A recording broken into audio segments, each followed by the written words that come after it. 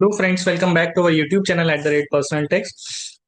आज की वीडियो में हम डिस्कस करेंगे सीबीडीटी का लेटेस्ट अपडेट, जिसमें सीबीडीटी ने इनकम टैक्स रूल्स में चेंज किया है, जिसकी वजह से आपके इनकम टैक्स रिफंड आने में फास्टर फास्टर प्रोसेसिंग होगी और साथ ही साथ आईटीआर के जो करेक्शंस हैं वो भी इजी हो जाएंगे। तो चलिए समझते हैं सीबीडीटी ने क्या चेंज किया है रूल्स में।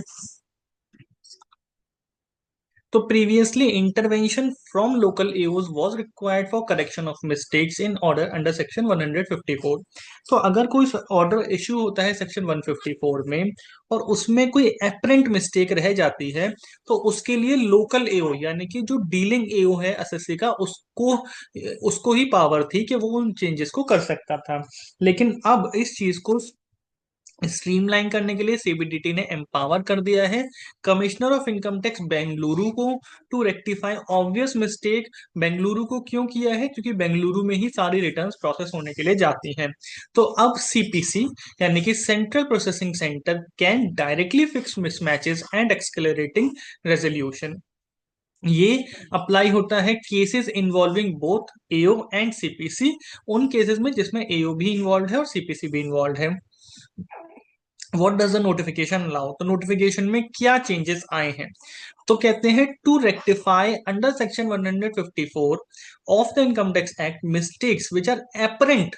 एपरेंट यानी कि ऑब्वियस हैं, जो दिख रही हैं फ्रॉम रिकॉर्ड्स। साथ ही on and non consideration of any prepaid tax credit, यानी कि जैसे कभी कभी क्या होता है कि आपने अपनी आईटीआर फाइल करी और आपका कोई टीडीएस कटा हुआ था, वो उसमें कंसिडर नहीं हुआ, जिसकी वजह से आपका रिफंड कम हो गया या फिर डिमांड बन गई। तो वो एक एपरेंट मिस्टेक है। उसको पहले एओ ठीक करता था, लेकिन अब अलाउ कर दिया है commissioner of income tax Bengaluru को। कहते हैं या फिर non consideration of any eligible relief, यानी कि जैसे 80C का डिडक्शन आपको नहीं मिल पाया किसी टेक्निकल इशू की वजह से, या इंटरेस्ट की कैलकुलेशन 244A में गलत हो गई है। तो कहते हैं उन चीजों को ठीक करने की पावर किसको दे दी है? Commissioner of income tax Bengaluru. और साथ ही साथ इनकम टैक्स सीआईटी बेंगलुरु ही इशू कर सकता है notice of demand under section 156।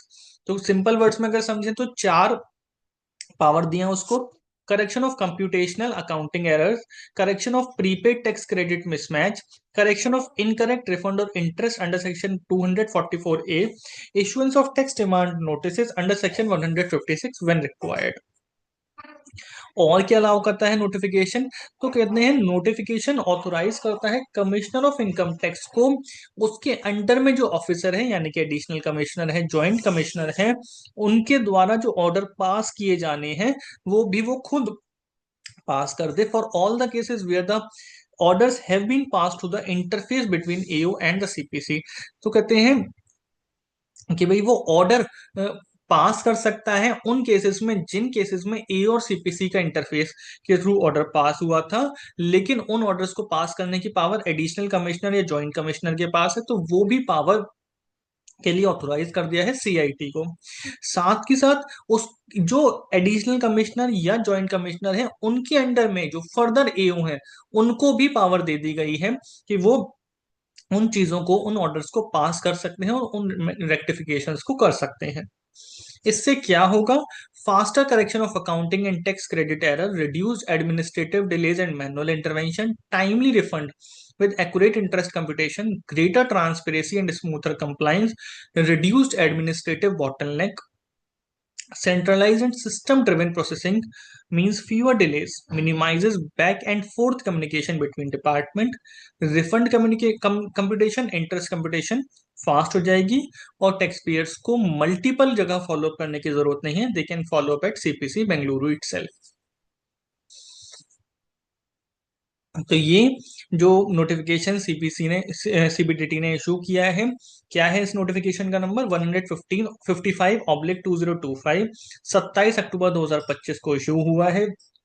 इस नोटिफिकेशन से क्या होता है? सेंट्रलाइज रेक्टिफिकेशन होगा, जिसकी वजह से आपके टैक्सेस का रिफंड जो आना है या डिमांड है वो जल्दी क्लियर हो जाएगी। It creates a clear audit trail and enhances trust. This notification bridges the gap between assessment and processing. It ensures genuine computational errors, are corrected swiftly without taxpayers approaching multiple authorities. Thank you very much. Please subscribe to the YouTube channel at the rate Personal Tax to get notified for the content on personal tax and personal finance. Thank you very much.